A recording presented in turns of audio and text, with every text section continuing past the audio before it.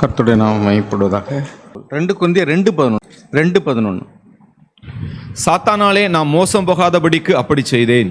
அவனுடைய தந்திரங்கள் நமக்கு தெரியாதவைகள் அல்லவே. போதும். அவனுடைய தந்திரங்கள் நாம் அறியாதல்லவே. நம்ம எல்லாருக்குமே பொதுவான எதிரி, ஒரே ஒரு எதிரி யாருன்னா சாத்தான் தான். தேவனுக்கு எதிரி அவன், மனுஷனுக்கும் எதிரி. நாம் ஒருவர் எதிரிகளாக பாவிக்கக்கூடியதான ஒரு சுபாவம் நமக்குள்ளே வந்து விட முடியும்.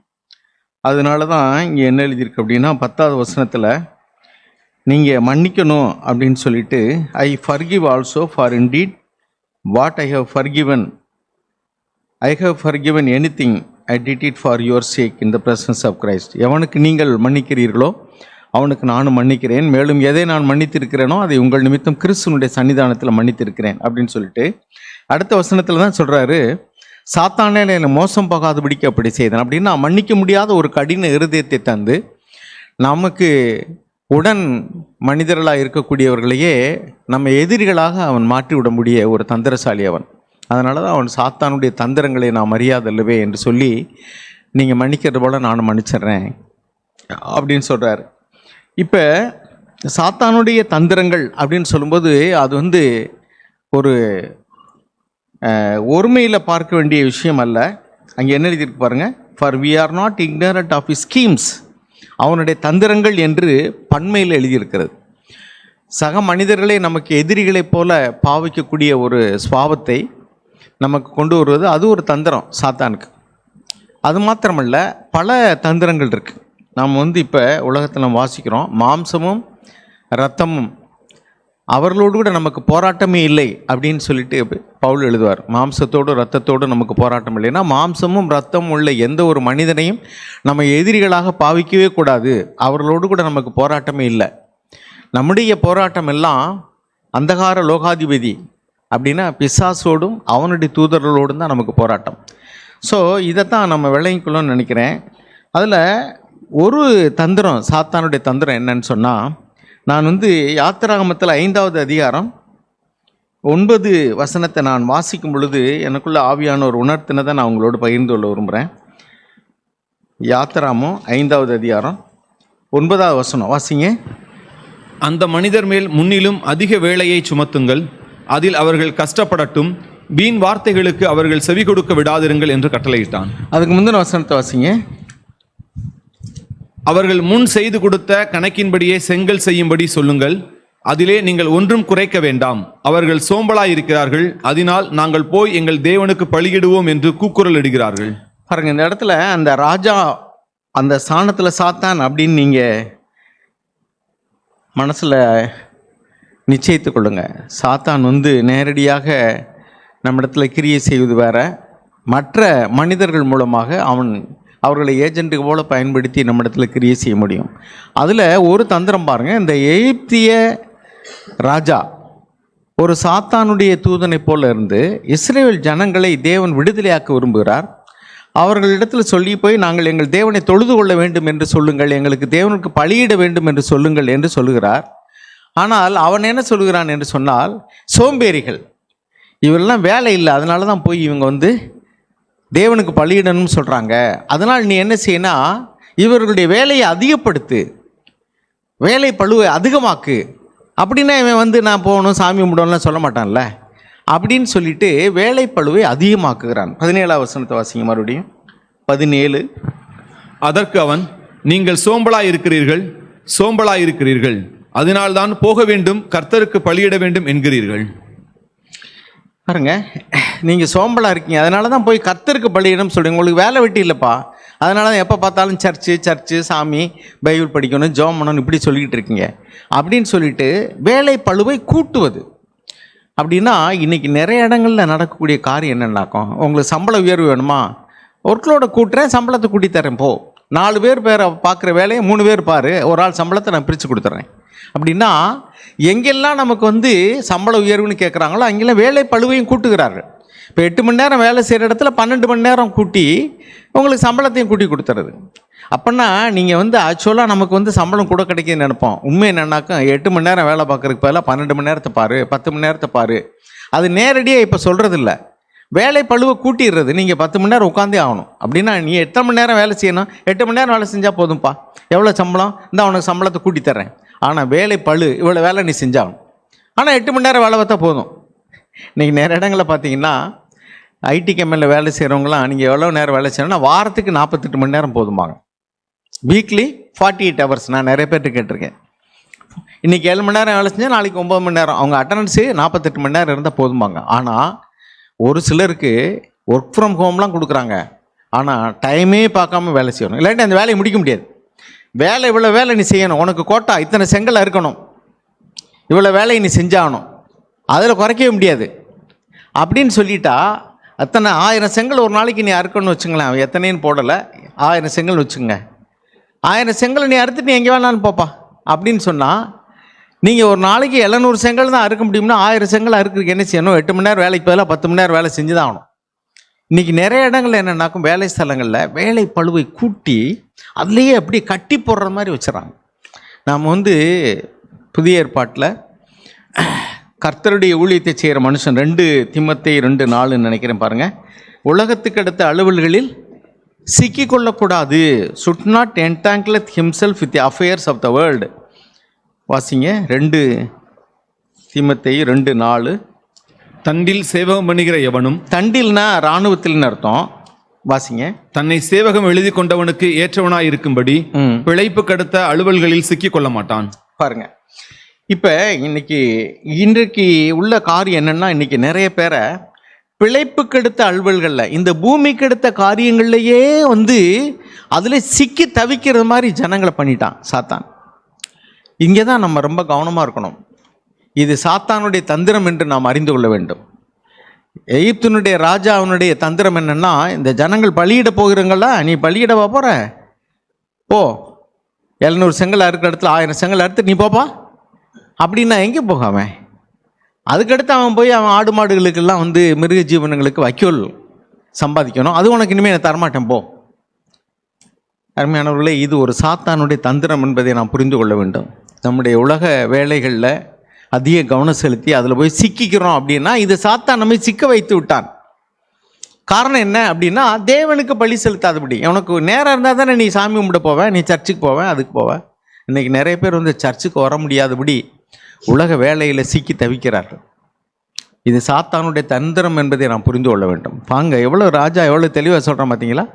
வேலை பழுவை கூட்டுப்பா, சும்மா சோம்பேறி பயில இவங்க போய் நம்ம சாமி கும்பிட போகிறேன், பலி செலுத்த போகிறோம்னு சொல்கிறாங்க. இதெல்லாம் நம்மளுடைய இருதயத்தில் நல்லா விளங்கிக்கணும். இன்னும் சில சாத்தானுடைய தந்திரங்களையும் நம்ம விளங்கிக்கணும். நமக்கு வெளிப்படையாக தெரியும், ஆண்டவராகிய இயேசு கிறிஸ்துவை சாத்தான் சோதித்தான். He tempted. இச்சையினால் நாம் பார்க்கக்கூடிய, நம்ம கேட்கக்கூடிய இந்த உலகத்தின் மகிமைகளை நமக்கு காண்பித்து அதை நாம் அடையும்படி நம்முடைய ஆசையை தூண்டி அப்படி சோதிக்கிறது. இயேசுவினிடத்தில் அப்படி தான் வந்தான். உலகத்தினுடைய மகிமையெல்லாம் நம்ம லூக்கா 4ஆம் அதிகாரத்திலையும் மத்தேயு 4ஆம் அதிகாரத்திலையும் வாசிக்கிறோம். நமக்கு தெரியும். உச்சியில் கொண்டு போய் நிறுத்தி பாரு, இங்கேருந்து பாரு, உலகத்தின் மகிமையெல்லாம் பாரு. நீ என்னை தண்டனிட்டு வணங்கினா நான் இதெல்லாம் உனக்கு தருவேன். உலகத்தில் பதவி, பட்டம் அல்லது அதிகாரம், பவர், பணம், எது வேணாலும் சரி நான் தரேன் உனக்கு. நீ விட்டு என்னை தண்டனிட்டு வணங்க. தண்டனிட்டு வணங்கினா சாஸ்தாங்கமாக கும்பிட்டு விழுறன்னு அர்த்தம் இல்லை. அவனுக்கு கீழ்ப்படியணும், அவ்வளோதான். we must accept his authority over us. அவனுடைய அதிகாரத்தை நம்மையில் ஏற்றுக்கொள்ள வேண்டும். அதுதான் அவன் விரும்புகிறது. அவன் சொல்கிறபடி கேட்கணும். இது ஒரு தந்திரம். உலகத்தினுடைய மகிமையை காண்பித்து அல்லது உலகத்தில் மேன்மையாக எண்ணப்படக்கூடியதான பணம், பொருள், பதவி, அதிகாரம், அழகு. இன்றைக்கி பாருங்கள், நிறைய பேர் திருமண விஷயத்தில் பார்த்தீங்கன்னா ரொம்ப தடுமாறுறாங்க வாலிபர்கள் எல்லாம். காரணம் என்னென்னா, அவர்களுக்கு ஆவிக்குரிய குணாதிசயங்களை காட்டிலும் குணசாலியான ஸ்திரியை கண்டுபிடிப்பவன் யார்? அவளுடைய விலை முத்துக்களை பார்க்கலும் வெளியேறப்பட்டன்னு எழுதியிருக்கு. எத்தனை பேர் இன்றைக்கி பெண்ணு பார்க்கும்போது குணசாலியான ஸ்திரியாக இருக்கணும், உண்மையிலேயே ஆவிக்குரியவங்களாக இருக்கணும்னு நினைக்கிறாங்க. ஒரு அழகான பெண் கிடச்சா தண்ணியில் முக்கி எடுக்கிறது மாதிரிக்கே அவங்களுக்கு எங்கேயாவது கொண்டு போய் ஞானஸ்தானம் கொடுத்தாவது இவங்க ரட்சிக்கப்பட்டவன்னு கல்யாணம் பண்ண நினைக்கிறாங்க. காரணம் என்னன்னாக்கும், மெனி பீப்புள், நிறைய பேர் அழகுக்கு தான் முக்கியத்துவம் கொடுக்குறாங்க, நிறத்துக்கு முக்கியத்துவம் கொடுக்குறாங்க. அப்படின்னா என்ன அர்த்தம் அப்படின்னா, முக்கியமில்லாத அல்லது உலக காரியங்களுக்கு முக்கியத்துவம் கொடுத்து குணத்துக்கோ அல்லது அவங்களுடைய ஆவிக்குரிய பண்புகளுக்கோ முக்கியத்துவம் கொடுக்காம இப்படி தந்திரமாய் நம்மை முக்கியமில்லாததை முக்கியப்படுத்தும்படிக்கு செய்து விடுகிறது. இது ஒரு தந்திரம், சாத்தானுடைய தந்திரம். Which is more important. Bible சொல்லியிருக்கு, குணசாலியான ஸ்திரியை கண்டுபிடிப்பவன் யார்? ஆனால் இன்னைக்கு மனிதர்கள் என்ன நினைக்கிறார்கள்? அழகான ஸ்திரியை கண்டுபிடிப்பவன் யார்? பைபிள் சொல்லுது அழகு, அது அழகான ஸ்திரீயினுடைய அழகு, ஒரு ஸ்திரீயினுடைய அழகு என்பது பன்றியின் மூக்கில் உள்ள பொன் மூக்குத்திக்கு சமம்னு எழுதியிருக்கு. ஒரு பன்றி இருக்கு, ஆனால் அது மூக்கில் என்ன இருக்குனாக்கா பொன் மூக்குத்தி. அதுதான் அழகு. அவளுடைய குணாதிசயமெல்லாம் மோசமானது. சமயத்தில் ஒழுக்கம் இல்லாதவங்களாக இருப்பாங்க, முரட்டாட்டம் உள்ளவங்களாக இருப்பாங்க, கீழ்ப்படியாதவங்களாக இருப்பாங்க. ஆனால் அவங்களுக்கு பணம் இருக்கும் அல்லது அழகு இருக்கும். இன்றைக்கி உலகத்தில் தான் பார்க்குறாங்க, எத்தனை பவுன் நகை போடுவ, அல்லது என்னென்ன சீரை வாங்கி கொடுப்பீங்க, இதுக்கு முக்கியத்துவம் கொடுக்குறாங்க. அவங்க அழகாக இருக்கிறாங்களா, அதுக்கு முக்கியத்துவம் கொடுக்குறாங்க. இதெல்லாம் முக்கியமில்லாததை முக்கியப்படுத்தி நம்மை தந்திரமாய் டைவெர்ட் பண்ணுற ஒரு சூழ்ச்சி. இதுக்கு பின்னாடி வேறொரு ஆவி இருக்குது. இதை நம்ம விளங்கிக்கணும் அருமையானவர்களே. இதுவும் ஒரு சாத்தானுடைய தந்திரம். அதனால் நிறைய பேர் தடுமாறுறாங்க. அப்புறம் திருமணம் முடிச்சு ஒரு 6 மாதம் ஒரு வருஷத்துக்குள்ள ஐயோ இது என்ன குத்துது கொடையுது.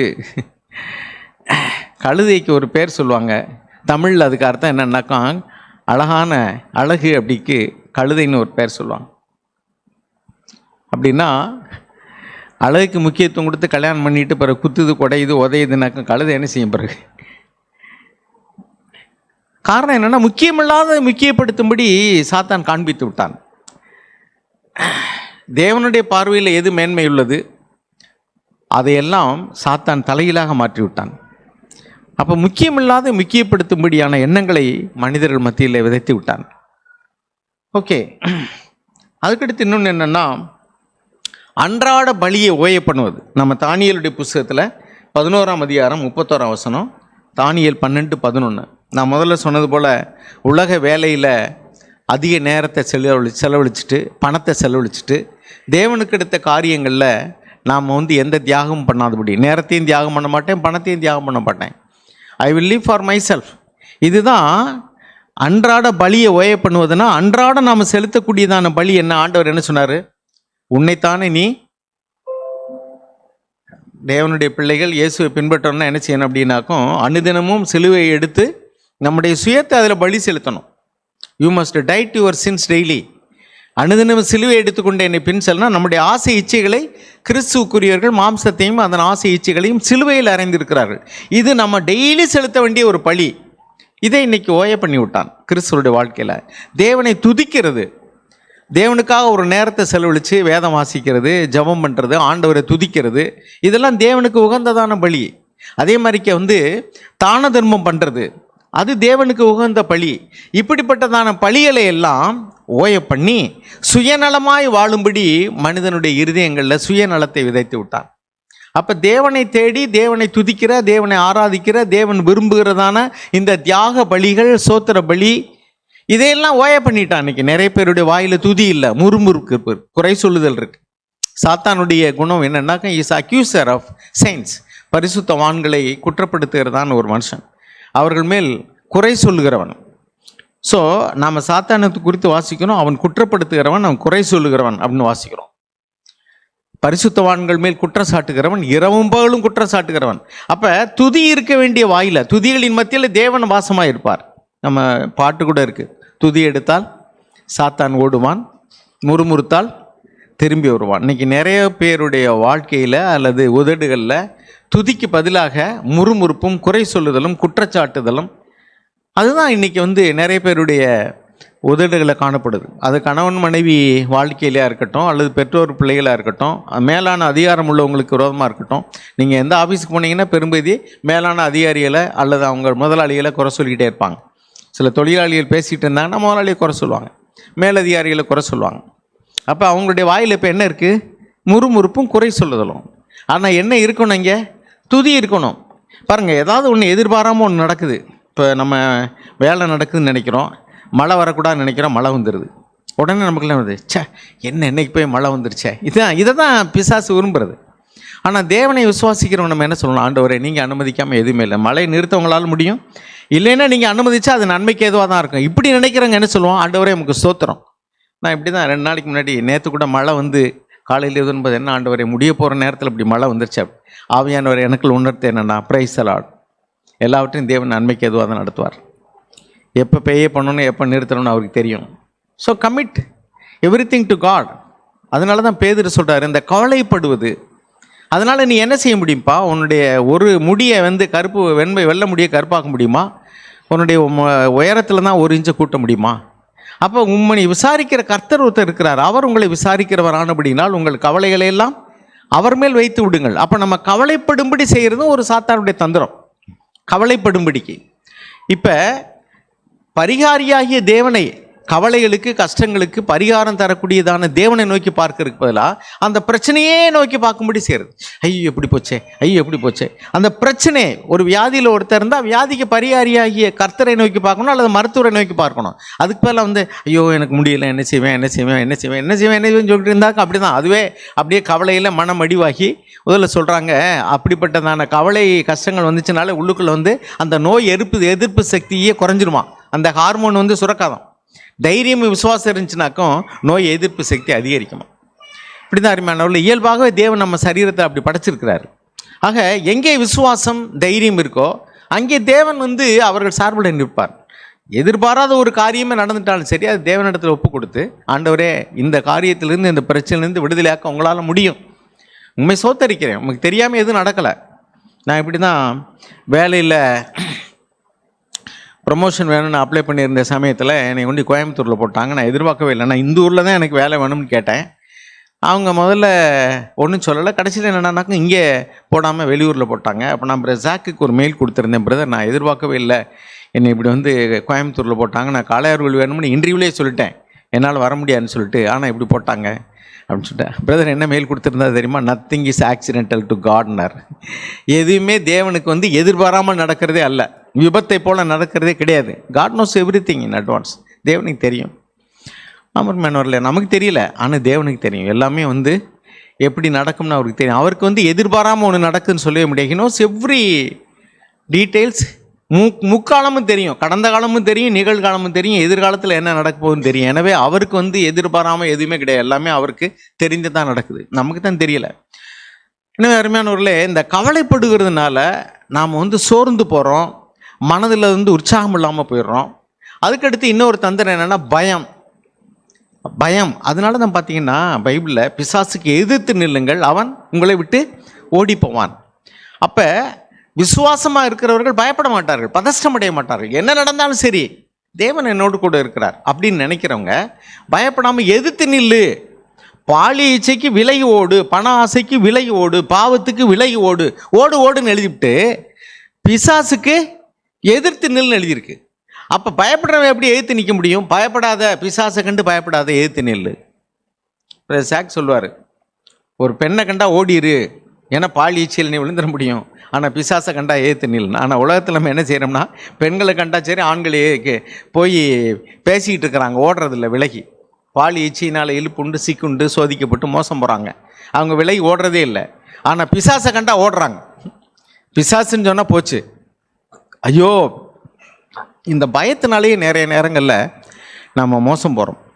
நான் சின்ன வயசில் நான் கல்லூரியில் படிக்கும்போது ரோமன் கத்தோலிக்க மார்க்கத்தில் உள்ள ஒரு இன்ஸ்டியூஷனில் படித்தேன், பியூசி. அப்போ அங்கே அந்த கேட்டிகிசம்லாம் சொல்லிக் கொடுப்பாங்க. அப்போ ஒரு ஆர்சி அதில் உள்ளதான அந்த பாதிரியார் சொன்னது எனக்கு ஞாபகம் இருக்குது. சொன்னார், சாத்தான் இங்கே வந்துட்டான், அங்கே வந்துட்டான், கபட்டுக்குள்ளே ஓட்டினான், கருப்பாக வந்தான்னு சொல்லுவாங்க, எங்கேயாவது விழுந்து கடிச்சான்னு இருக்காடான்னு கேட்டார். அது எனக்கு இன்றைக்கி ஞாபகம் இருக்குது. எங்கேயாவது விழுந்து கடிச்சான் அப்படின்னு இருக்கான்னு இழுக்கவே இருக்காது. பயமுறுத்துறது அவனுடைய வேலையை ஒழிய, பயமுறுத்தி அந்த பயத்தினால நம்ம மோசம் போகிறது மாதிரி செய்கிறானே ஒழிய, தவறான முடிவு எடுக்கும்படி செஞ்சுறானே ஒழிய, எங்கேயாவது அடிச்சுவிட்டேன் கடிச்சுவிட்டான்னு சொல்லி அவன் சொல்கிறேன்னு சொல்லுவான், பயந்து போய் அடிச்சு பிடிச்சின்னு. அது எங்கேயும் அடிக்கிறதும் கிடையாது, கடிக்கிறதும் கிடையாது. ஒரு நேரம் இப்படி 2 பேர் பேசிக்கிட்டாங்களாம். பிசாசுக்கு உள்ளூர்காரன் பயப்படுவான், வெளியூர்காரனுக்கு எங்கே பிசாசு என்னன்னு தெரியாது. உள்ளூர்காரன் மரமட்டையெல்லாம் பார்த்துட்டு ஒரு பழமொழி சொல்லுவாங்க, அயலூர்காரன் தண்ணிக்கு பயப்படுவானா, உள்ளூர்காரன் பிசாசுக்கு பயப்படுவாங்க. ஏன்னா உள்ளூர்காரன் இந்த மரத்தில் பிசாசு இருக்குது, அதில் முடி இருக்குது, அப்படி இப்படிம்பான். வெளியூர்காரனுக்கு அதெல்லாம் தெரியாது, அவன் பாட்டில் வருவான். ஸோ 2 பேர் பேசிக்கிட்டாங்களாம், அந்த மரத்தில் பிசாசு இருக்குடா, அடிச்சு பிடிச்சி ஒரு செத்து போயிட்டான் அப்படின்னு சொல்லிட்டு. ஒருத்தன் பேசினான், அடப்போடா பிசாசு அது ஒன்றாது, நான்லாம் பயப்பட மாட்டேன் அப்படின்னு சொன்னானா. எங்கள் 2 பேரும் சம்பிரதாயம் போட்டாங்களாம். எங்கே நான் உனக்கு ஒரு சம்பிரதாயம் போடுறேன், நீ மட்டும் தைரியமாக போய் நடு ராத்திரியில் நள்ளிரவு நேரத்தில் நான் இங்கே நிற்பேன், நான் உன்னை ஒரு ஆணியை தர்றேன், நீ கொண்டு போய் ஒரு சுத்தியல் தர்றேன், சரியான ஆம்பளை நீ அந்த மரத்தில் ஏறி ஒரு ஆணியை அடிச்சுட்டு வந்துடு, நான் ஆணி அதில் இருக்குன்னு நான் செக் பண்ணிட்டேன்னாக்கா நான் உனக்கு பரிசு தரேன்னு சொல்லியிருக்கேன். இவன் ரொம்ப சவால் விட்டு 2 பேர் பேசிட்டு கடைசியில் இவன் போயிட்டான். பாதி வரைக்கும் தைரியமாக போயிருக்கேன். அப்புறம் மரத்தை நெருங்க பயம் உதறிடுச்சு. எப்படியோ ஒரு வழியாக எப்படியாவது வீரப்பா மேலே ஏறிட்டான். இருட்டு இல்லையா, சொல்லிட்டு அதுக்குள்ளே ரொம்ப நடுங்கி பயம் பதஷ்டமாகி கடைசியில் என்ன வேண்டாம் ஆணி அடிச்சிட்டான். அடிச்சிட்டான்னு சொன்னானா, சரி வாடானானா, பிக்குன்னு விழுந்தானா, அவன் ஆணி வஸ்திரத்திலே அடிச்சிட்டான். அவன் ட்ரெஸ்ஸுலேயே ஆணி அடிச்சிட்டான், அவனுக்கு தெரியல. இருட்டுக்குள்ளே அவன் ட்ரெஸ்ஸோடு சேர்த்து அடிச்சுவிட்டான் இருட்டுக்குள்ளே தெரியாமல். கடைசியில் என்ன ஆகிடுச்சுன்னா, சரி இவன் இறங்கணும்னு நினைக்கும் போது வஸ்திரத்தில் ஆணி அடித்தோன்னு நானா அவ்வளோதான் பயம்.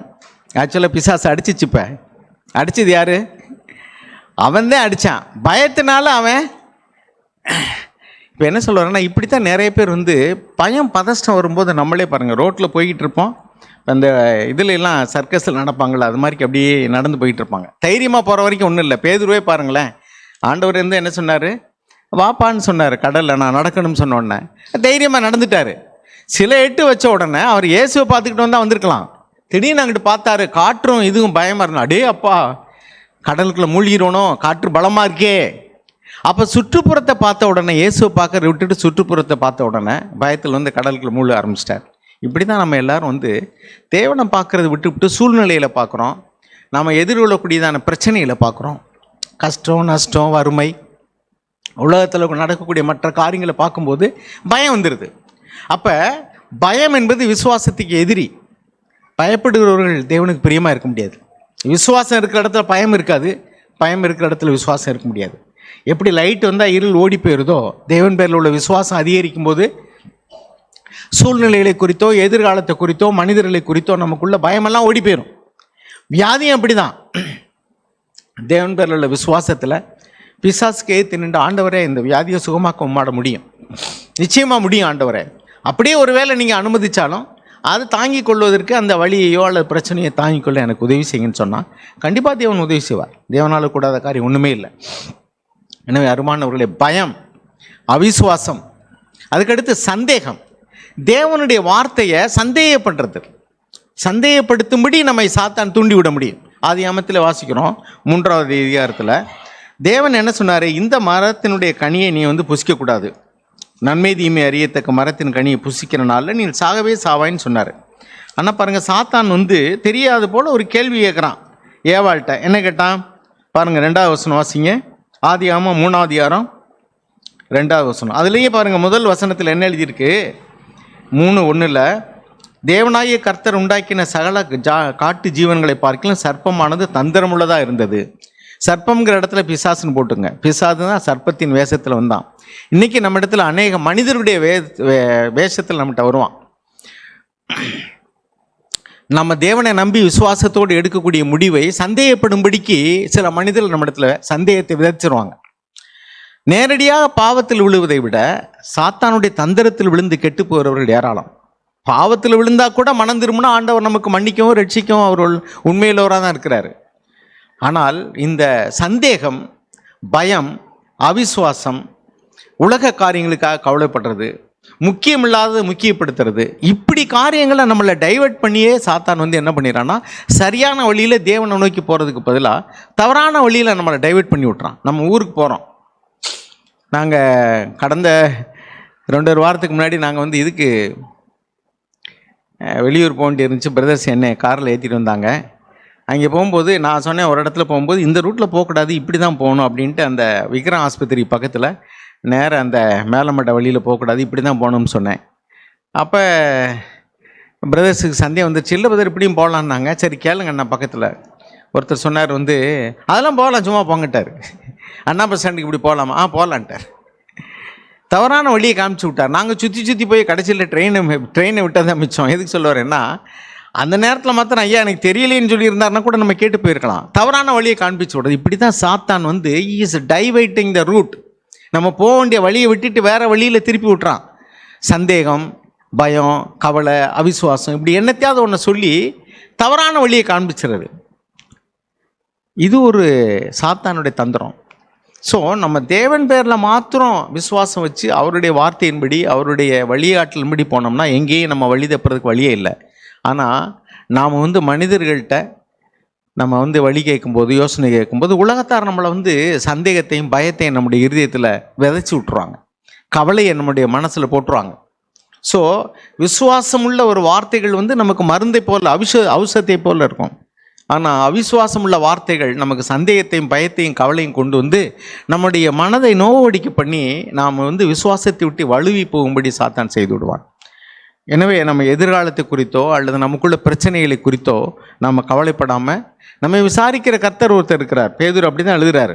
அவர் உங்களை விசாரிக்கிறவர் ஆனபடினால் உங்கள் கவலைகளையெல்லாம் உங்கள் பாரத்தையெல்லாம் அவர் மேலே வைத்து விடுங்கள். He CARES for you. சரி, இங்கே சாத்தான் என்ன சொல்கிறான் பாருங்க. அப்புறம் இன்னொன்று என்னென்னா, கொஞ்சம் கூட்டி குறைச்சி பேசுறது.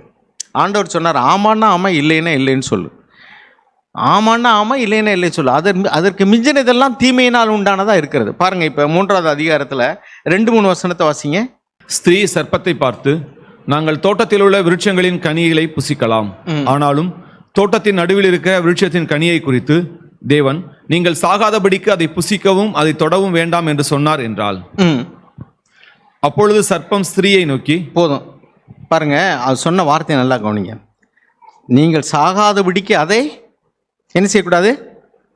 புசிக்கவும் தொடவும் கூடாது. ஆனால் உண்மையிலே தேவன் அப்படி சொன்னாரா? 2வது அதிகாரம் 17 வசனம் வாசிங்க. ஆனாலும் நன்மை தீமை அறியத்தக்க விருட்சத்தின் கனியை புசிக்க வேண்டாம், அதை நீ புசிக்கும் நாளில் சாகவே சாவா என்று தேவன் சொன்னது. அந்த மரத்தின் கனியை புசிக்க வேண்டாம், தொடக்கூடாதுன்னு சொன்னாரா? பார்க்கக்கூடாது, தொடக்கூடாதுன்னு சொல்லவே இல்லை. ஆனால் இவன் ரொம்ப சூப்பர் ஸ்பிரிச்சுவல் போல பாருங்கள். நம்மளும் சில நேரங்களில் தேவன் சொல்கிற வார்த்தைக்கு மிஞ்சிய நீதிமான்களைப் போல ரொம்ப அதுக்கு மிகைப்படுத்தின வார்த்தைகளை சேர்த்து கொண்டு தேவன் சொன்னதை விட ரொம்ப மிஞ்சின நீதிமான்களாக இருக்கும்படிக்கு நம்ம சில வார்த்தைகளை சேர்த்து கொள்ள முடியும். அதுதான் எங்கே போய் டேஞ்சரில் விட்டுறதுன்னா பாருங்கள். புசிக்கக்கூடாதுன்னு தேவன் சொன்னார், அவள் தொடவும் கூடாதுன்னு சொல்லி சேர்த்துக்கிட்டா. ஆனால் நடந்தது என்னென்னா, அவள் தொட்டால் புசித்தால் எல்லாம் அவளே செஞ்சுட்டான். சரி, அடுத்து வாசிங்க 4வது வசனம். எப்படி அவளை டைவர்ட் பண்ணுறான் பாருங்க சாத்தான். அப்பொழுது சர்ப்பம் ஸ்திரீயை நோக்கி, நீங்கள் சாகவே சாவதில்லை, நீங்கள் இதை புசிக்கும் நாளிலே உங்கள் கண்கள் திறக்கப்படும் என்றும் நீங்கள் நன்மை தீமை அறிந்து தேவர்களைப் போல் இருப்பீர்கள் என்றும் தேவன் அறிவார் என்றது. பார்த்தீங்களா? அதெல்லாம் சாக மாட்டீங்க. யார் சொன்னா உங்களை? நீங்கள் கண்கள் திறக்கப்பட்டு தேவனை போல இருப்பீங்க. நீங்கள் தேவனை போல ஆயிடக்கூடாதுங்கிறதுக்காக அவர் அதை புசிக்கக்கூடாதுன்னு சொல்லியிருக்காரு. எப்படி? அப்படி தானே அர்த்தம்? நீங்கள் தேவனை போல ஆயிடக்கூடாது, நன்மை தீமை அறிந்து, அதனால் அவங்கள புசிக்கக்கூடாதுன்னு சொல்லிட்டார். அப்போ இவளுக்கு ஒரு சந்தேகம் வருது. ஓ, நம்ம தேவனை போல ஆயிடுவோமா? அதனால தான் புசிக்கக்கூடாதுன்னு சொல்லிட்டார். பாருங்கள், அந்த ஒரு சந்தேகப்படும்படி, தேவனுடைய வார்த்தையே சந்தேகப்படும்படிக்கு ஒரு ஆலோசனையை அவன் நைஸாக அப்படி சொருவிட்டான். இவன் ஒன்றை சொருவினான், புசிக்கக்கூடாதுன்னு சொன்னதுக்கு தொடவும் கூடாதுன்னு கொஞ்சம் சேர்த்தா. அவன் இன்னொன்னை சொருவி விட்டான் உள்ள. அது என்னன்னாக்கும், ஒன்றும் நீ சாகவே மாட்டா. அவர் சொன்னது எந்த சாவு அப்படின்னா ஆவிக்குரிய மரணம். உடனே ஆத்மாவில் தேவனை விட்டு பிரிந்து விட்டார்கள், தேவனுடைய ஐக்கியத்தை விட்டு பிரிந்து விட்டார்கள். ஆவிக்குரிய மரணம் வந்தது. உள்ள என்ன வந்துருச்சு அப்படின்னா, பயம் வந்துருச்சு, கவலை வந்துருச்சு, தேவனையே எதிர்கொள்ள முடியலை, தேவனோடு கூட ஐக்கியப்பட முடியலை, ஒரு பிரிவினை உண்டாயிடுச்சு. அதைத்தான் தேவன் சொன்னார். ஆனால் அவன் பூமிக்குரிய மரணத்தை சொல்வது போல சொல்லி நீ சாக மாட்டேன். இப்படி தான் நம்முடைய வாழ்க்கையிலையும் நமக்கு ரொம்ப நல்ல யோசனை சொல்லுவது போல பாருங்கள், தொடக்கூடாது அப்படிங்கிற வார்த்தையை சேர்த்து சொல்லும்போது, அடே அப்பா, புசிக்கக்கூடாதுன்னு சொன்ன வார்த்தையில் தொடவும் கூடாதுன்னா எவ்வளோ ஆவிக்குரியதாக தெரியுது, ரொம்ப நல்லா தெரியுது. ஆனால் அதை கடைப்பிடிக்க முடிந்ததானா? முடியலை. அதுதான் சாத்தான் ஒளியின் தூதனுடைய வேஷத்தை தரித்து கொள்வான் என்று வாசிக்கணுமா. 2 கொரிந்தியர் 11ஆம் அதிகாரம் 14ஆம் வசனம் வாசிங்க. அது 13 கூட வாசிக்கலாம். 2 கொரிந்தியர் 11:13 வாசிங்க. அப்படிப்பட்டவர்கள் கள்ள அப்போஸ்தலர்கள், கபடமுள்ள வேலையாட்கள், கிறிஸ்துவினுடைய அப்போஸ்தலரின் வேஷத்தை தரித்து கொண்டவர்களாக இருக்கிறார்கள். அது ஆச்சரியம் அல்ல, சாத்தானும் ஒளியின் தூதனுடைய வேஷத்தை தரித்து கொள்வானே. பாருங்க, இன்னைக்கு உபதேச ரீதியாக நிறைய காரியங்களை சொல்லி ஜனங்களை வஞ்சித்து விட்டார்கள். அவர்கள் கள்ள அப்போஸ்தலர்கள், கபடமுள்ள வேலையாட்கள், ஒளியின் தூதனுடைய வேஷத்தை தேவதூதனை போல தங்களை காட்டிக்கொண்டு, தேவனுடைய ஊழியக்காரர்கள் போல காட்டிக்கொண்டு தவறான உபதேசங்களை போதிக்கிறார்கள். அதன் விளைவு என்ன? ஒளியின் தூதனுடைய வேஷத்தை, அவன் ஒளியின் தூதன் அல்ல, ஒளியின் தூதனை போல வேஷம் போட்டு கொண்டவன். அவர்கள் கள்ள அப்போஸ்தலர்கள், கபலமுள்ள வேலையாட்கள். பொருள் ஆசையினால் அநேக காரியங்களை தந்திரமாய் உபதேசித்து ஜனங்களை, விசுவாசிகளை வஞ்சிக்கிற காரியத்தை செய்கிறார்கள். ஒளியின் தூதனைப் போல அவர்கள் இருக்கிறார்கள், நல்ல போதகர்களைப் போல காணப்படுகிறார்கள், ஆனால் தவறான வழியிலே நடத்தி விடுகிறார்கள். இன்னொரு காரியம், அவன் பொய்யனும் பொய்க்கு பிதாவுமா இருக்கிறான்.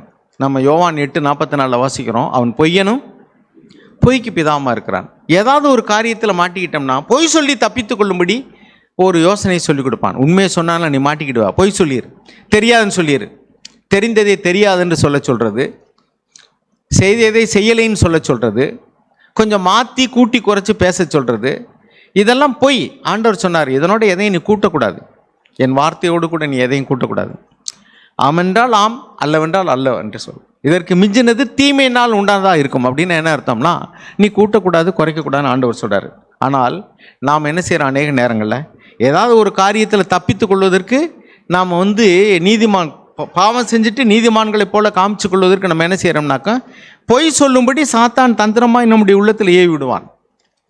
காயினை கொலை செய்து, காயின் ஆபேலை கொலை செய்து விட்டான். தேவன் கேட்குறாரு, என்ன செய்தாய்? உன் சகோதரனுடைய ரத்தம் பூமியிலிருந்து என்னை நோக்கி கூப்பிடுகிறது. அவன் சொல்கிறான், நான் என்ன அவனுக்கு காவலாளியா? ஏன் என்கிட்ட கேட்குறீங்க? அவனை பற்றி என்கிட்ட எது கேட்குறீங்க? நான் அவனுக்கு காவலாளியா? இன்னும் பொழுதோடு எனக்கு வேலை வெட்டி இல்லையா? அவன் பின்னாடி எனக்கு தெரியாது. பொய் சொல்லி தப்பித்து கொள்ளலாம் என்ற யோசனையை சாத்தான் வைக்கிறான். அதனுடைய விளைவு என்ன தேவனுக்கு தெரியாதா? மனுஷனிடத்தில் தப்பித்து விடலாம், பெற்றோர்களிடத்தில் பிள்ளைகள் பொய் சொல்லி தப்பித்து கொள்வார்கள். பெரும்பாலும் தப்பு பண்ணிட்டு தப்பை மறைக்கிறதுக்கு பொய் சொல்வார்கள். அவருடைய இருதயத்தில் தேவனுக்கும் அவர்களுக்கும் உள்ளதான உறவில் விரிசல் ஏற்பட்டு விடுகிறது.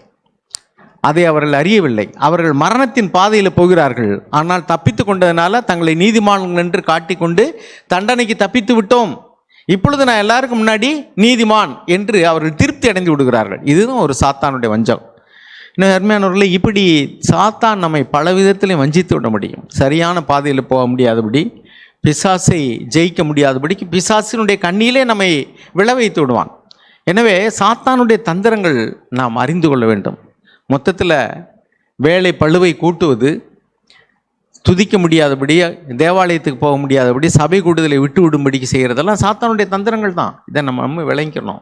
உலகத்தினுடைய மகிமையை காண்பிச்சு இப்படி செஞ்ச பாருங்க. நான் ஒரு சிலர் வேலைக்கு பிள்ளைகளை சேர்த்து விடுவாங்க, ஞாயிற்றுக்கிழமை சர்ச்சுக்கு போக முடியாதான் அந்த பையன் அப்படின்னு கேட்டால், தொடர்ச்சியாக இத்தனை மணி நேரம் வேலை செஞ்சால் தான் அவனுக்கு அடுத்து ப்ரொமோஷன் கிடைக்குமா கேட்டகரியில்.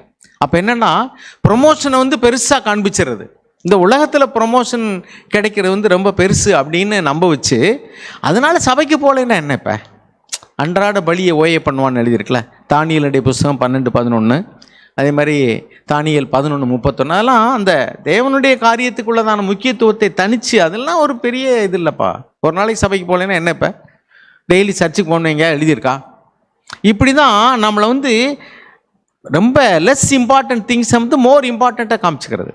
அப்புறம் டிஸ்கரேஜ்மெண்ட்டு, அதாவது நீங்கள் பாவத்தில் விழுந்துட்டீங்க, அவ்வளோதான், உனக்கு நம்பிக்கையே போச்சு, இனிமேல் யூ ஆர் ஹோப்லெஸ் கேஸ், உனக்கு நம்பிக்கை இல்லை, உனக்கு கைவிடப்பட்ட கேஸ். அப்படி ஆண்டவர் எங்கேயுமே சொல்ல. ஏதாவது ஒரு பாவத்தில் விழுந்தாலும், எவ்வளோ பெரிய பாவமாக இருந்தாலும் சரி, தாவீது செய்யாத பாவமா? விபச்சாரம், கொலை, அதிலிருந்து கூட அவன் மனம் திரும்பின பொழுது நேர்மையாக தேவன் அவனை மன்னித்தார், ரட்சித்தார். ஸோ நம்மளை தேவன் பேரில் உள்ள விசுவாசம் வைக்காதபடிக்கு, நீலாம் ஹோப்லெஸ் கேஸ் பாவம், இதெல்லாம் பெரிய வியாதி, இதெல்லாம் அவ்வளோதான், நீ சாக வேண்டியதான். சாக கடந்தவங்களை கூட தேவன் உயிரோடு எழுப்பியிருக்கார், செத்தவர்களையும் உயிரோடு எழுப்பியிருக்கிறார். எவ்வளோ பெரிய வியாதியாக இருந்தாலும் சுகமாக்க தேவனால் முடியும். ஆவிக்குரிய ரீதியிலும் அப்படி தான். எவ்வளோ பெரிய பாவமாக இருந்தாலும் தேவனால் மன்னிக்க முடியும். The blood of Jesus is so great that it can forgive any sin. எந்த பாவத்தையும் மன்னிக்கக்கூடிய அளவுக்கு இயேசு கிறிஸ்துவனுடைய ரத்தம் வல்லமை உள்ளது. ஆனால் நம்ம என்ன நினச்சோம், சில நேரத்தில் என்னுடைய பாவம் ரொம்ப பெருசு, இயேசு கிறிஸ்துவனுடைய ரத்தத்தினால பாருங்கள், சில கரைகள்லாம் போகிறதுக்கு நம்ம லிக்விட் யூஸ் பண்ணுறோம்ல, எந்த கரையும் போய்க்கிருப்பாங்க. அது மாதிரிக்கு எந்த பாவத்தை மன்னிக்க வல்லமை உள்ளது இயேசுவனுடைய ரத்தம். அதன் மேலே நம்பிக்கை வைக்காமல் இந்த பாவத்தையெல்லாம் தேவன் மன்னிக்க மாட்டார், இதில் இருந்தெல்லாம் என்னை விடுதலை ஆக்க முடியாது அப்படின்னு நினச்சோம்னா அதுவும் சாத்தானுடைய வஞ்சகம் தான். ஸோ விசுவாசத்தை காத்துக்கொள்வோம், பயத்திலிருந்து விடுதலை ஆக்குவோம். உலகத்தில் சாத்தான் தந்திரமாய் நம்மளை தேவனை விட்டு விளக்கும்படி அவன் கையாளக்கூடிய தந்திரங்களை அறிந்து கொள்வோம், எதிர்த்து நிற்போம். கர்த்தர் நம்மை ஆசீர்வதிப்பார். ஆமென். தேவன் பேசின வார்த்தைக்காக நன்றி செலுத்துகிறேன். நம்ம தொடர்ச்சியாக சில வாரங்களாகவே சாத்தானுடைய தந்திரங்களை குறித்து கேட்டு வரோம். அதாவது மன்னிப்பு கேட்டல், மன்னித்தல், நம்முடைய கண்களில் உள்ள பாவத்தை பார்க்கணும், உத்தரமாக இருக்குது, திரும்ப பார்க்கக்கூடாது. தொடர்ச்சியாக கேட்டோம். கடந்த வாரமும் கேட்டோம் மன்னித்தலை குறித்து. தேவன் அந்த சாத்தானுடைய தந்திரங்களை குறித்து பேசிகிட்டே வரா நமக்கு. இப்போ நம்ம கேட்டோம், ஏவாள்கிட்ட போய் சாத்தான் பேசினான்ல, நீங்கள் போய் என்ன செய்யுங்க, அந்த கனி புசிப்புக்கு நல்லதுன்னா புசிக்க சொன்னால், நீங்கள் புசித்தால் தேவனை போல் மாறி விடுவீங்க, சாக மாட்டீங்க அப்படின்னா அவன் வழி விலக செய்கிறான். இன்னொரு கண்ணோட்டத்தில் நான் என்ன பார்க்கணும், அதை நன்மை செய்கிற மாதிரி வரான் நமக்கு. அவன் பேசுகிற எப்படின்னா, நான் உனக்கு என்ன செய்கிறேன், நன்மையானதை தருகிறேன் அப்படின்னு. கடந்த வாரம் கேட்டோம்ல, அதாவது ஆம் என்றால் ஆம் என்றும் இல்லை என்றால் இல்லை என்று சொல்லுங்கள், அது மிஞ்சினதெல்லாம் சாத்தானிடமிருந்து வருகிறது அப்படின்னு. ஒரு சில வாரங்கள் இருக்கும், ஒரு 2 மாதத்துக்கு முன்னாடி எங்கள் வீட்டில் ஒரு டேங்க் வச்சுருக்கேன், புதுசு. இப்போ வீடு கட்டும்போது வாங்கினது, அது மூடி ஏற்கனவே தெரிச்சிருச்சு. அந்த வாங்கின இடத்துல கொடுத்தேன், அவங்க புதுசு வாங்கி கொடுத்தாங்க. அப்புறம் திரும்பவும் தெரிச்சு போச்சு 1 வருஷத்தில். ஆனால் டேங்க்கு 10 வருஷம் கேரண்டி இருக்குது, ஆனால் மூடி கேரண்டி இல்லைன்ட்டாங்க. அதாவது 2 மூடி போச்சுன்னு சொல்லிட்டு அந்த கம்பெனிக்கு பேசினேன். கம்பெனிலேருந்து சொன்னாங்க, அங்கே டெக்னீஷியன் அந்த கம்பெனிலேருந்து பேசுவாங்க, வருவாங்க சார்னாங்க. அப்புறம் ஒரு வாரம் கழிச்சு ஒருத்தர் பேசினார். பேசும்போது, சார் இந்த மாதிரி நான் வந்து பார்க்கணும், மூடி தான் நான் என்னத்தை வந்தேன், நீங்கள் ஒரு ஃபோட்டோ எடுத்து அனுப்புங்க, அந்த பில்லை எனக்கு அனுப்புங்கனாரு. பில்லு நம்ம ஊரில் எங்கே கொடுக்கல. இல்லையே சார்னே, ஒரு கேஷ் பில் வாங்கி சும்மா அனுப்பிவிடுங்க சார்னாரு. போனேன், ஒரு கொட்டேஷன் பில்லு தான் கொடுத்தாங்க. உடனே அவங்க சொன்னாங்க, சார் நீங்கள் முதல்ல சொல்லியிருந்தேன், நான் இன்னைக்கு வாங்கின மாதிரி கொடுப்பேன், இன்னைக்குலாம் எனக்கு வாங்கின மாதிரி வேணாம், எனக்கு ஒரு பில்லு கொடுங்க அப்படின்னு. கேஷ் பில் கொடுத்தாங்க, அனுப்புனேன் கொட்டேஷன் பில். அவர் சொன்னார், சார் கொட்டேஷன் பில் எல்லாருமே வாங்க முடியும், கேஷ் பில்னா தேவையில்லை. சரி நான் பார்த்துக்கிறேன் சார், நீங்கள் அந்த மூடி மட்டும் ஒரு ஃபோட்டோ எடுத்து அனுப்புனாரு. அனுப்புனேன். உடனே அவர் திரும்ப ஃபோன் பண்ணார். ஃபோன் பண்ணி, சார் இந்த மாதிரி கம்பெனிலேருந்து ஃபோன் பண்ணுவா உங்களுக்கு, நான் வந்தேனான்னு கேட்பாங்க, வந்தேன்னு மட்டும் சொல்லிடுங்க அப்படின்னாரா. எனக்கு நன்மை செய்ய மாதிரி செய்யார். நீங்கள் கேஷ் பில் இல்லைனாலும் பரவாயில்ல, நான் ஏற்றுக்கிறேன், நீங்கள் மூடி ஃபோட்டோ எடுத்து அனுப்புனா போதும், ஆனால் என்ன செய்யுங்க, நான் வந்தேன்னு மட்டும் சொல்லிடுங்கனாரு. நான் சொன்னேன், சார் நான் ஒரு கிறிஸ்டினு, நான் போய் சொல்ல முடியாது சார், நீங்கள் அப்படி வந்தாத்தான் உண்மைனா நீங்கள் வேணாம், நான் கேன்சல் பண்ணி மூடி வராட்டாலும் பரவாயில்ல, நான் வேறு மூடி வாங்கி போட்டுட்டேன், எனக்கு வேணாம்னு. அப்படியா சார் பார்க்குறேன்னாரு. அப்புறம் திரும்ப வச்சுட்டா, எனக்கு மூடி வரல. ஆனால் என்னன்னா, சாத்தான் இப்படி தான் வருகிறான். நீ என்ன செய்ய, நான் உனக்கு சாதகம் பண்ணுறேன், நீ என்ன செய்ய, இது நல்லதுன்னு சொல்கிறேன் மாதிரி என்ன செய்ய வரான். இந்த பாரு, இது சாப்பிட்டீங்கன்னா நீ என்ன செய்ய மாட்டேன், சாக மாட்டேன். இது பாரு அழகா இருக்கு, நீ தேவனை மாதிரி மாறிடுவேன் அப்படின்னா. நிறைய இடங்கள் சூழல் இருக்கு, நன்மை செய்யற மாதிரியே பேசுவாங்க. கடைசியில் பார்த்தோம்னா நம்ம வழி விலைக்கு வேற ஏதாவது கொண்டு விடுற மாதிரி இருக்கும். கடைசியில் கொஞ்சம் சூழல் போயிட்டோம்னா அப்புறம் தப்பிக்க முடியாத மாதிரி கொண்டாந்து நிப்பாட்டிடுவான் சாத்தான். ஆனால் இந்த ஒரு படம் பார்ப்போம், பிரதர் பேச சொன்னாங்கல்ல நமக்கு நீதிமொழிகளில், அப்படி அழகா இருக்கு பார்க்கும்போது, ரோஸ் கலர்ல சாக்பரர் எழுதியிருக்காங்க நமக்கு அந்த நீதிமொழிகளுடைய விளக்க உரை, அதில் கொடுத்தது அந்த விளக்கத்துக்கு அந்த படம் பார்க்கறதுக்கு நல்லா செல்லம் பார்த்தோம்னா நல்லா ரோஸ் கலர்ல இருக்கு, பார்க்க அழகா அப்படி. ஆனால் அது என்னது, பன்றி. சாத்தான் அப்படிதான் நம்ம காட்டுறான் சில நேரங்களில். சிலருடைய நீங்கள் இருந்து பின்வாங்கி போன இல்லை சில வாழ்க்கையை பார்க்கும்போது சரி மூப்பர் ஆலோசனை சொல்கிறாங்க, இது வேணாம் உங்களுக்கு, இது நல்லது இல்லை அப்படின்னு சொல்லும்போது சாத்தான் இல்லை, இது பாரு நமக்கு நன்மையை உண்டாக்கும், இது அழகா இருக்கு, இது இப்படி இருக்கு அப்படி இருக்குன்னு சொன்ன உடனே மூப்பருடைய ஆலோசனையை காட்டிலும் ஆவிக்குரிய சகோதர ஆலோசனையை காட்டிலும் அந்த ஆலோசனை அழகா தெரியுது. ஆனால் பின்னாடி அதுக்கப்புறம் தான் தெரியுது அது என்னன்னு. அது வரைக்கும் என்னன்னா அவன் காட்டுறதெல்லாம் பாரு அழகா இருக்கு, இது புசிக்கலாம், அப்படி ஆயிரும் அப்படி ஆயிரும். ஆனால் அதுக்கப்புறம் வாய்ப்பு இல்லைங்க. சில சூழல்கள் இப்போ திருமணம் கேள்விப்பட்ட மாதிரி வரும்போது அதுக்கு பின்பு ஐயோ வேணான்னு விடுறதுக்கு வாய்ப்பே கிடையாது. அப்போ சாத்தான் இப்படி தான் நம்ம நினைச்சு வஞ்சித்து வழி விலக செய்து அப்படியே நன்மை செய்கிற மாதிரியே கூட்டிகிட்டு போய் நம்மளை பாதையை வழி விலகி கூட்டிகிட்டு போயிடுவோம். நம்ம ஒரு நாடகம் கூட பார்த்தோம்ல, முத்தை தேடி, அது மாதிரி தான் அப்படியே கண்ணுக்கு இனிமையாய் குளிர்ச்சியாய் காட்டி அப்படிதான் இருக்கு. சாத்தானுடைய தந்திரங்கள் எதுவும் உண்டு, நிறைய தந்திரங்கள் இருக்கு. சில நேரத்தில் நமக்கு வந்து கேட்ட மாதிரி நமக்கு பழைய ஏற்பாட்டில் அந்த ஜனங்களுக்கு துன்பத்தை அதிகமாக கொடுத்து இது பண்ணா, சில இடங்கள் என்ன செய்யலாம், நமக்கு நன்மை செய்கிற மாதிரி அப்படி இன்மையானதையே கொடுத்து என்ன செய்வான்னா மோசம் பார்க்குற மாதிரி இருக்கு. எனவே தேவன் என்னுடைய சூழல் நான் பார்த்துருக்கேன் நிறைய அந்த மாதிரி வேலை ஸ்தலங்களில். ஒரு முறையெல்லாம் ஒரு ரிவ்யூ மீட்டிங்னா எங்களுக்கு ஒவ்வொரு பரீட்சையும் 10th முடிஞ்சவொடனே ஒரு கூகுள் மீட் நடக்கும், நமக்கு ஜூமில் நடக்கல. அது மாதிரி சிஓ வந்து சிவகங்கையிலேருந்து பேசுவார், எல்லாரும் வந்து உட்காந்துருப்போம் ஆஃபீஸில் ஹெச்எம் செல்லில் அட்டன் பண்ணணும். அப்போ நான் போன வருஷம் எடுத்தப்ப அந்த படிக்காத மாணவர்கள் நான் எடுத்தேன், அந்த ஃபெயிலாக படம்லாம் பிரித்து வச்சு எடுப்போம் மாற்றி. அப்போ என்ன ஆச்சுன்னா என் கிளாஸில் 2 பேர் ஃபெயில் நினைக்கிறேன். அந்த இன்னொரு கிளாஸ் நல்லா படிக்கிற கிளாஸ் எடுக்கிற சார் உட்காந்து பேசும்போது எங்கள் ஸ்கூலில் எல்லாரும் பாஸ்ன்ட்டார். உடனே எத்தனை கிளாஸ் 2 செக்ஷன், இன்னொரு செக்ஷன் யாருக்கு உட்கார சொல்லுங்க அப்படின்ட்டார். நான் உட்காந்தேன், உங்கள் கிளாஸில் எத்தனை பேர் பாஸ்னாரு. இவர் ஏற்கனவே எல்லாரும் பாஸ்ன்ட்டாரு. இப்போ ஹெச்எம் எனக்கு முன்னாடி இருக்காங்க, பாஸ்ன்னு சொல்லுங்க, இவர் பாஸ்ன்னு சொல்லுங்க. ஏன்னா என்ன ஆச்சுன்னா, நான் இப்போ ஃபெயிலுன்னு சொன்னேன்னா அவங்க 2 பேரும் மாட்டி சிவாங்கிக்கு வாங்கன்றுவார், சாயந்தரம் 5:30 வந்து என்னை பாருங்கன்றுவார். இப்போ நான் ஆமாம் பாஸ்ன்னா நான் போய் சொல்லணும். இப்போ இவங்க 2 பேரும் சொல்கிறாங்க, மாற்றி மாற்றி பார்க்குறேன். அவர் கோவம் வந்துருச்சு. அவர் எந்திரிக்க சொல்லுங்க, வேற ஆளுக்கு வர சொல்லுங்க அப்படின்ட்டாரு. நான் எந்திரிச்சு வந்துட்டேன். அடுத்த பாடத்தை குறைச்சி விட்டாங்க. ஆனால் தேவன் பேசினார், நீ மனுஷருடைய முகத்தை பார்த்த, நீ என்ன செஞ்சுருக்கணும் எனக்குள்ள சார், என் கிளாஸில் 2 பேர் ஃபெயிலுன்னு சொல்லியிருக்கணும் நீ அப்படின்னாங்க. ஆனால் இப்படி தான் சில நேரத்தில், ஏன்னா இப்போ நான் என்ன செய்யணும், என் நெருக்கடி என்ன சூழல் ஆச்சுன்னா, நான் உண்மையை பேசுனா சிக்கல், பொய் சொன்னா நான் என்ன செய்யணும், பாவம் செஞ்ச நான் ஆயிடுவேன். இப்படிப்பட்ட நெருக்கத்தில் நான் நிற்பானேன். ஏன்னா அவர் அவசரம் சொல்லிட்டாரு. இப்போ அந்த மாதிரி சூழலும் கொண்டு என்ன செய்யணும், நம்ம சாத்தா நிறுத்த வேண்டியிருக்கு, நிறுத்துறான் சில நேரங்களில், சோதிக்கப்படுறோம் அப்பலாம். அப்போ எல்லா சூழலும் என்ன செய்ய வேண்டியிருக்கு, நம்ம வழி விலகாது என்ன செய்யணும், தேவனுக்காக நிற்க வேண்டியிருக்கு. இப்படி நம்ம வாழ்க்கையில் பல சூழ்நிலை நம்ம கடந்து வந்திருப்போம். வரும் நாட்களில் அப்படிப்பட்ட சாத்தானுடைய தந்திரங்களை நம்ம இனம் கண்டு அவனை காலின் கீழ் நசுக்க தேவன் நம்ம ஒருவருக்கும் பலன் தருவான் நம்பிக்கை அறிக்கையிடுகிறேன்.